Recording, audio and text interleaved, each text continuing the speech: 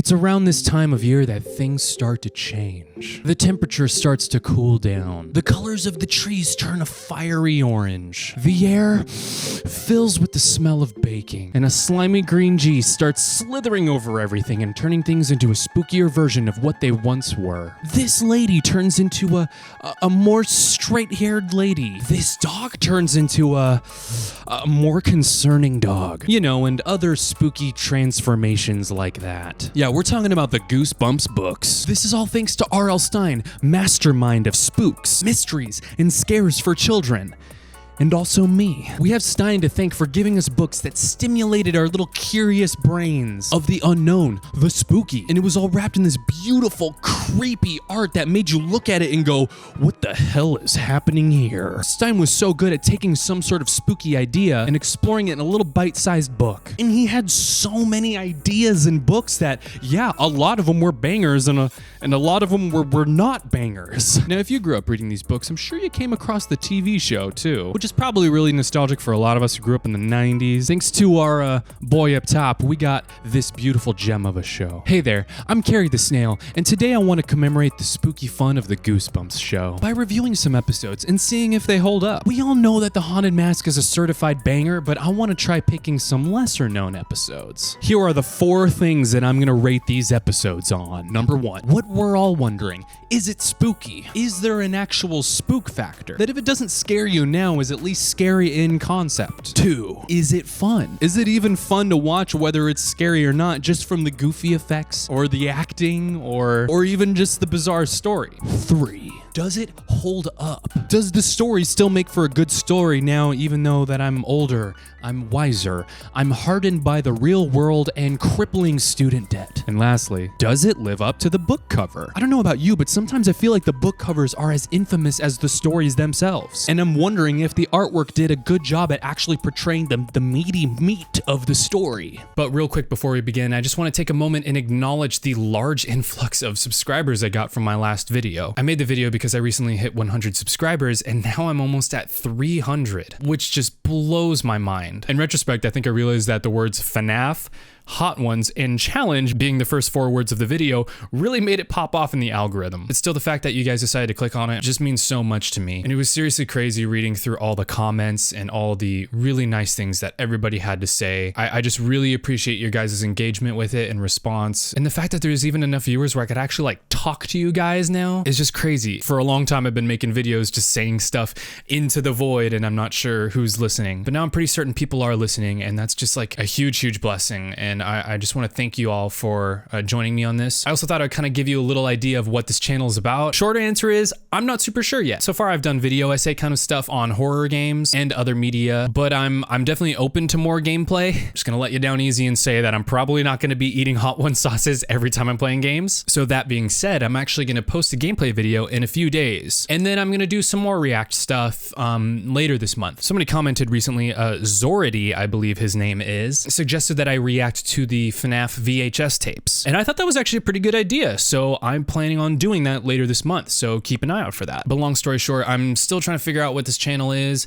I love talking about video games, I like talking about spooky stuff, and I think a lot of it will probably revolve around that. But if you really enjoy a particular kind of video, please let me know, because then I might try to do more of those kinds of videos. So without further ado, let's react. The episodes I chose today are part 1 and 2 of How I Got My Shrunken Head. So if you're not happy with this choice, you're gonna have to suck it up, you weenie. Stop being a weenie. I probably shouldn't call my new subscribers weenies. The format is I'm gonna go through the episode beat by beat, and at the end, I'm gonna plug it into a few questions that I made up to sort of analyze the episode. Questions that might determine if it's good or worth watching. All right, well, let's freaking do this, huh? This is How I Got My Shrunken Head. We open on a young boy named Mark who receives this mysterious package from his Aunt Benna, said to come from the jungle of Balladora. He goes back to his room to open up the package, and we can clearly see that this kid is obsessed with jungle stuff, exploration, voodoo mama juju. Okay, this kid's room is actually pretty cool. It's kind of like a rainforest cafe. The package bursts open, and whatever was sealed in there is now crawling around his room. Maybe a hamster,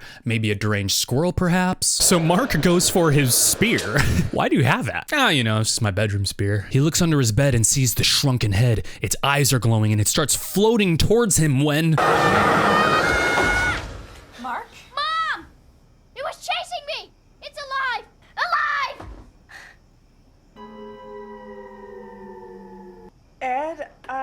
I'd like you to meet Mark. So, you'll call me? Aw, Mark's mom is out here just trying to get some action, and Mark's freaking out about shrunken heads lying around his room. How inconsiderate. So Mark's mom goes back in and tries to confront him that maybe he's a little obsessed with his jungle stuff. I didn't argue when you wanted a palm tree or a leopard skin rug. Things they're getting out of hand, Mark. Mark? What a kid move to just suddenly start playing video games when your mom's trying to talk to you. Listen, Mark, I didn't have a problem when you wanted to get all this stuff and decorate your room, but frankly, I think it's turning into a bit of an obsession. All right, I'm gonna flank him on the right. Mark! What is it, Mom? I'm trying to stream right now. Kalima! Mom. And what's this Kalia? It's not some foreign swear word, is it? No, it's a word I made up. It sort of makes me feel stronger. Stronger. As a kid, I don't think I ever had the audacity to make up a word with the sole purpose of reinvigorating me with strength. I don't know, maybe we should be doing that more often. Hey man, would you help me pick up this box? Yeah, sure. This one here? Squeedly spooch. Squeedly spooch. Hey, what are those words you're saying? Oh, it's a word I invented in order to give me strength. Kind of like a mantra. Oh. You're gonna be the kind of person who creates a cult someday, huh? So Mom wants Mark to take down the Rainforest Cafe, and he's kind of annoyed because the shrunken head is the catalyst for this whole downfall. Then we enter dream sequence.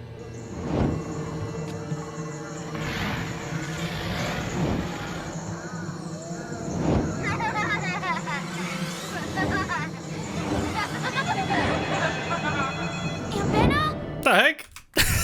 Was that a birthday cake that said "be careful" in frosting? That would be hilarious at a friend's birthday party. You brought a cake that just said "be careful" in the frosting. Hey man, happy birthday. Hey, thanks man. Be careful? Of what? They're coming. Hey, but happy birthday, man. Enjoy it while you can. In the morning, Aunt Benna calls and asks if Mark can come help with the expedition in Balladora. Mom's like, yeah, get this kid out of here. Honestly, Benna, a shrunken head. So Mark arrives on the island and he is greeted by this guy. How you doing? I'm Jimmy.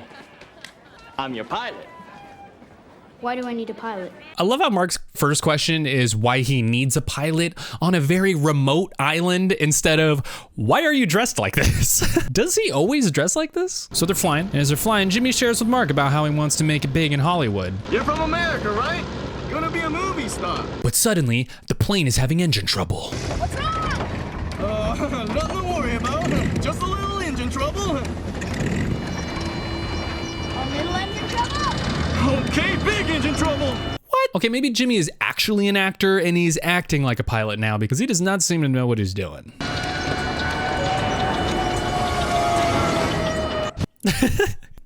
That freeze frame. The plane you're in is about to crash and you're just like... So right before certain peril, Mark hears the shrunken head prodding him to say the magic word. He gets a sense that might fix the situation.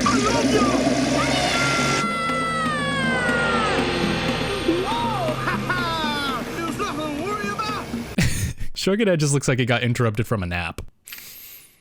So miraculously, they land safely, and before Jimmy sends off Mark, a teenage girl named Kareem shows up to lead Mark back to the expedition site. She seems less than enthused about living in the jungle. Well, welcome to the jungle. Tiger pit? They have tigers here? He's here. Aunt Benna! Mark! When this kid says Aunt Benna, his inflection is like all over the place. Aunt Benna! Aunt Benna! Aunt Benna! Turns out it wasn't Aunt Benna though, it was Dr. Hollings, who with her husband and daughter Kareem have been working with Benna this whole time. When Mark asks where Benna is, Mr. Dr. Hollings comes in and breaks the news to Mark that Benna has gone missing. She's disappeared. Mark's naturally very worried, but the Hollings assure him that they will send a search party. So later that evening, we get Dream Sequence 2. Aunt Benna?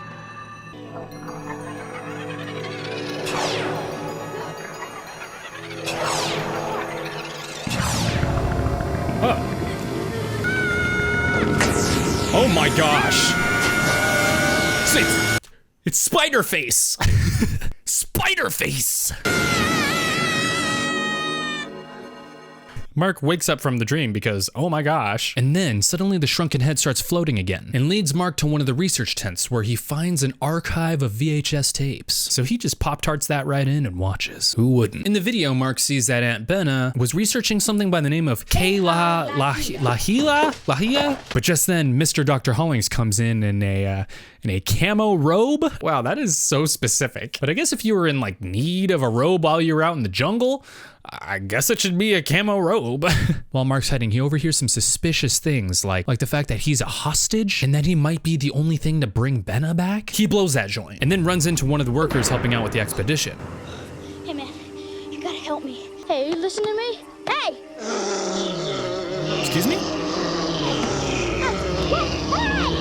He detains Mark, and then Dr. Hollings shows up. Obviously, Mark wants some freaking answers, so Hollings starts to explain how things led to this. It all started about 5 years ago. And then we actually get this pretty cool continuous tracking shot where Dr. Hollings recounts some of the things that happened, and then as he steps off screen, you actually see the events taking place, and it's all pretty seamless. It was actually pretty well done. Hollings explains that Benna was researching something called Okay, I swear, every time they say it, it's different. Turns out it's a sort of jungle magic that, when said, has some sort of telekinetic effect on your surroundings. She apparently started experimenting on the workers, but the experiments failed, turning them into these like zombies. And now she's running off into the jungle in a sort of craze, trying to understand more of the magic. And it turns out the Hollings faked a call from Benna in order to lure Mark to the island, so they can use him to get Benna. The next morning, the Hollings are preparing the search party, but when they go to find Mark, he's missing. Dad! Mark's gone! What? I just love the way he said that. What? What? So it turns out Mark is going off into the jungle trying to find Benna, and he does not have the slightest clue as to where she is. And moments later, he falls into a pit of quicksand. What? Come on, Mark, that was not a good idea. He starts yelling for help, and Kareem shows up. What are you doing? What does it look like I'm doing? I'm sinking! Can you get me out of here? It's no good. Can't you get any closer? If I could come any closer, I'd be up there with you, Kareem! I love this kid. He's like over the top, but like in the best ways. If I could get any closer, I'll be up there right now, Kareem. If I can get any closer, I'll be up there right now, Kareem. She tries to save him again with a stick, and Here, grab this. Get it closer. I'm sorry, Mark. Oh, that was good. Thanks a lot. snarky levels are reaching an all-time high. Kareem is like the epitome of malaise. I didn't ask to live on an island, and now I gotta deal with this freaking kid who's falling in a pit of quicksand, and I'm the only one around here who has to save him. Kareem is like throwing a wet blanket on a drowning person. Even the shrunken head is done with Kareem's wet blanket attitude, so it prompts Mark again to say the magic word, Kami-Kami-Ha, and gets free from some vines that are suddenly sentient. So Kareem, rebelling against her parents, actually decides to help Mark go find Benna, and Mr. Head starts floating again, leading them somewhere. While they're walking, Kareem asks Mark about Benna, and Mark shares that on his 8th birthday, Benna showed him this sort of like coin necklace thing. She showed me this really cool coin on my birthday. I don't know. Was she hypnotizing Mark? This isn't looking good for Benna. She is looking sketchier by the minute. They come upon a fire pit assuming she's there, but then they fall in a pit. Hey, Benna, are you here? What? And Benna Lahia? And what is she doing here? And what is she doing here? Aunt Benna, they want your Kalia. Mark. It's not mine to give. Listen, Mark. Kalia is not mine to give. It's not theirs to take. Kalia is not for the weak of mind to fake. But if you receive Kalia into your heart, you become a vessel for Kalia, to protect it, to be a soldier for it, and to use it responsibly. Remember that, Mark. Remember that. Well, it turns out Kareem was not only a wet blanket, but a soiled wet blanket, because she was putting on an act this whole time to lead the Hollings to capture them. And she points out that the shrunken head is the key to the jungle magic. This is it. This is the secret to jungle magic. A head. Ka-li-ah.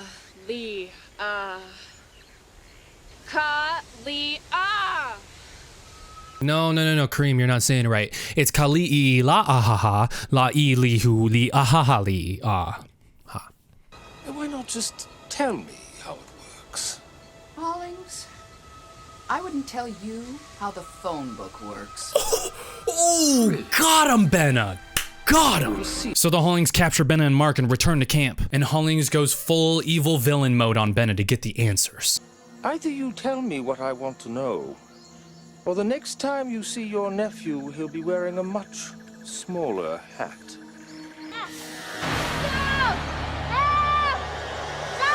You saying he's gonna shrink his head while it's on his body? Dang, that's pretty good. Oh my gosh, he's gonna be like that guy from Beetlejuice with just the shrunken head on his body still. What if that's Mark all grown up? So Benna tries for Mark. Let me out! Come on, Benna, you can do a little better than that. Remember your 8th birthday. Remember the gift. What ain't birthday? Remember. What gift? Tell me how Kahala'io works. Benna's not giving in, but she's waiting for Mark to remember. Oh, did she give him the be careful cake on his 8th birthday? Sounds like it'll be a little too early for that warning, but whatever. And then it all starts coming back to Mark. Mark gets closer to certain head shrinkage. This is something too dangerous to carry with me, Mark. So I need you to look after it for me. What happened? You must protect it. But you'll never even know you have it.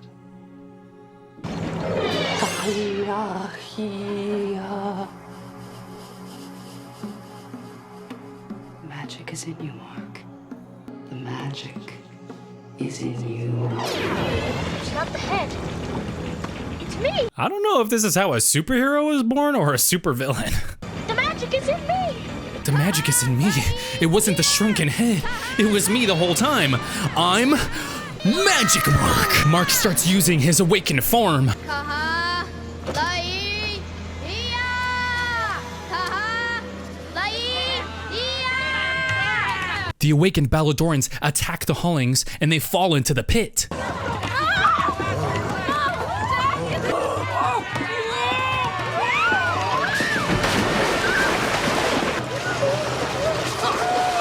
Aw, I was hoping something would happen. So, I mean, naturally, Mark's pretty stoked about his new powers. What else can I do? Mark, you have done enough. Aw, come on. You gave it to me. I just want to have a little fun with my birthday present. Mark, jungle magic is very dangerous for any one person to have. But then Benna unhypnotizes Mark to remove the powers. Now, you have protected it for me for all of these years, and now you're going to be free.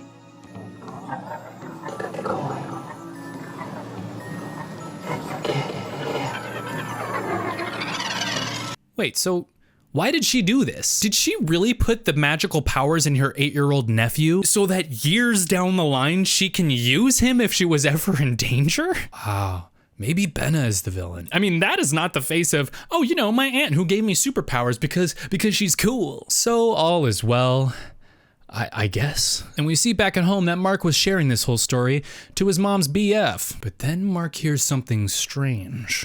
Oh.